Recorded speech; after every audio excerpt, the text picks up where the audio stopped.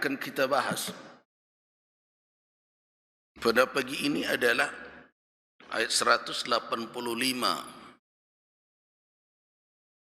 dari surah Ali Imran. Dan saya menduga kuat bapak-bapak dan ibu-ibu sering mendengarkan potongan ayat ini dibacakan sebagai tazkirah, sebagai peringatan, tausiah yang disampaikan oleh para ulama di mimbar-mimbar kajian. Biasanya dikutip pangkalnya, kullu nafsin dha'iqatul maut. Kullu nafsin dha'iqatul maut. Nah, tentu kalau terjemahannya, saya rasa sudah kita ketahui setiap yang berjiwa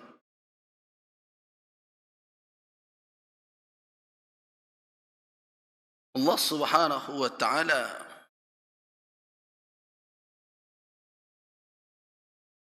mengatakan kullu nafsin, setiap yang berjiwa. Kata kullu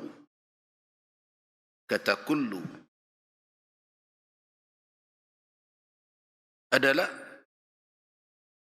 istighraqan lima ba'dah. Karena itu sepakat ulama mengatakan bahawa kullu itu adalah min alfazil umum, merupakan di antara lafaz umum dan tidak ada ikhtilaf padanya, tidak ada perbedaan. Dari sisi kaedahnya, kalau sudah dikatakan kullu, berarti dia mencakup seluruh apa yang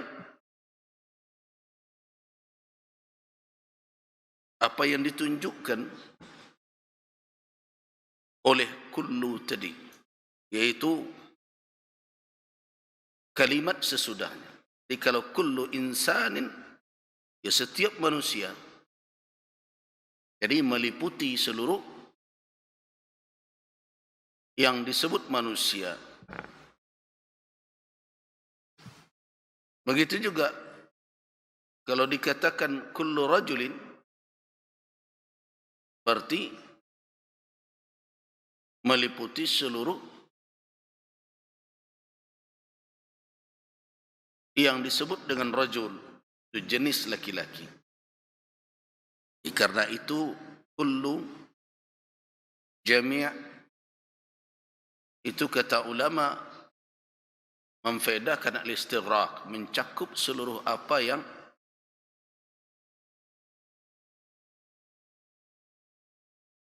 dikaitkan dengannya sebagai mudhaf ilaihnya.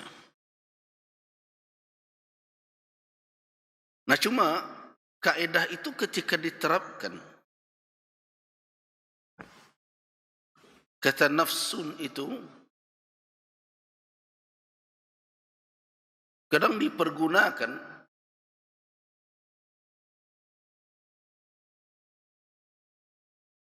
kepada Allah Subhanahu wa ta'ala. Apakah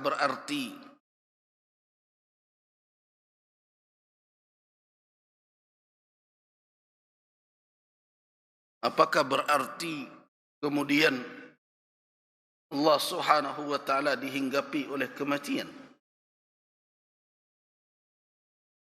Tentu dalam perkara ini bertolak belakang kalau kita fahami demikian dengan akidah kita, wa huwa alladhi hayyun la yamut.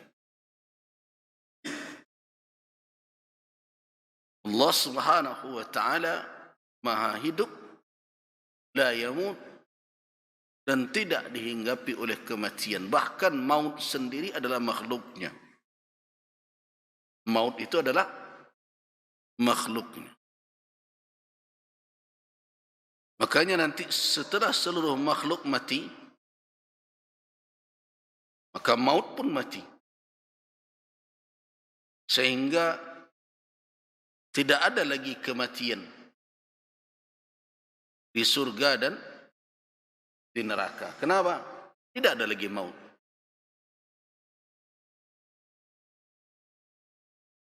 Nanti di dalam kajian ilmu aqidah kita akan membahas tentang apa itu maut. Nah, karena tidak ada maut lagi, maka barulah kemudian manusia baik yang dimasukkan oleh Allah ke dalam surga maupun yang masuk ke dalam neraka, ya, setelah semuanya diputuskan, maka mukhalladun, mereka dikekalkan. Artinya apa? Tidak ada hinggap kepada mereka kematian. Berarti maut sudah selesai tugasnya. Ya. Ditugas maut itu mengakhiri kehidupan di mana? Di dunia.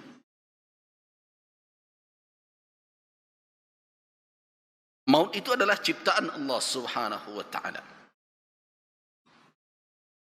Karena itu mustahil makhluk yu'assir, memberikan pengaruh dan dampak kepada Khalik.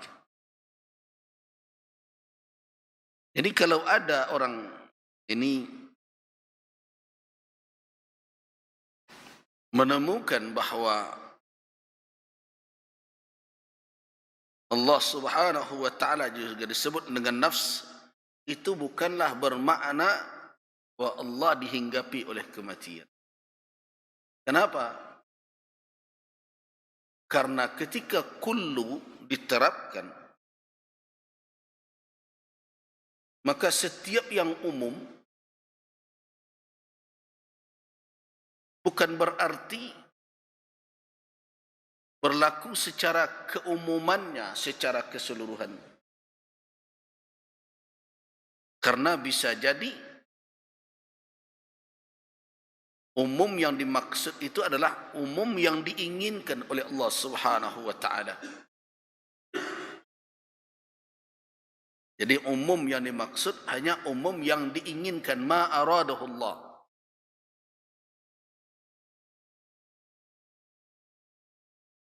Apakah itu ada di dalam Al-Quran? Tentu. Sebagaimana Allah Subhanahu wa ta'ala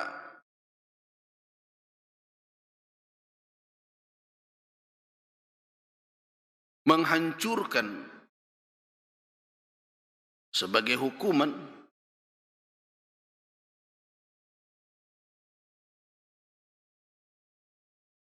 atas orang-orang yang durhaka,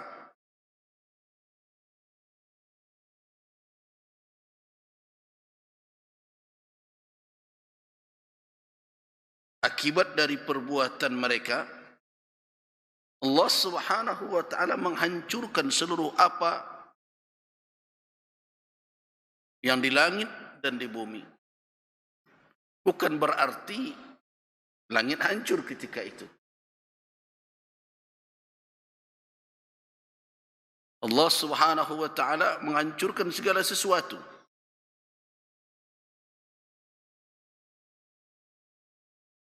Tapi apakah maknanya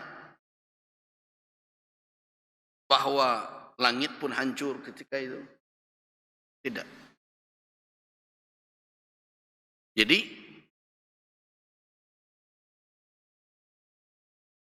ketika Allah Subhanahu wa ta'ala mempergunakan kata kul, bisa jadi maknanya adalah kullu dalam cakupannya adalah apa yang diinginkan oleh Allah Subhanahu wa ta'ala saja. Artinya apa? Keumuman lafaz kullu berkemungkinan ada pengecualiannya. Karena itu diungkapkan oleh ulama bahwa ma min amin illa qad khussisa, melainkan tidak ada suatu lafaz umum melainkan telah ada dikecualikan. Jadi ada pengecualian. Nah, kenapa ini saya katakan? Karena ada sebagian orang yang keliru di dalam mengambil istinbat. Karena itu setiap kata nafsun dia katakan itu akan dihinggapi oleh kematian. Padahal bisa jadi nafs kalau dipakaikan kepada Allah bukan bermakna jiwa yang akan dihinggapi oleh kematian. Jadi ada pengecualian seperti itu.